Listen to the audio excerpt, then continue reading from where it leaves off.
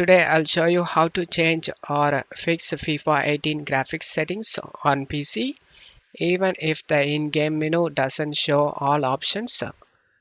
Open a File Explorer and navigate to the game folder. After you are in the game folder, open this FIFA setup folder and open this FIFA config and select yes option. Go to game settings and here you can modify the game settings.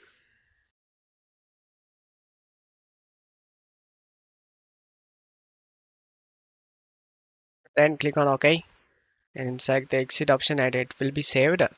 Another location you can modify, go to documents, open the FIFA 18 and right click on the FIFA setup folder and select edit in notepad.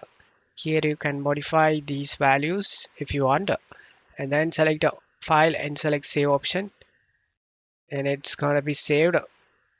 After all done, open the game.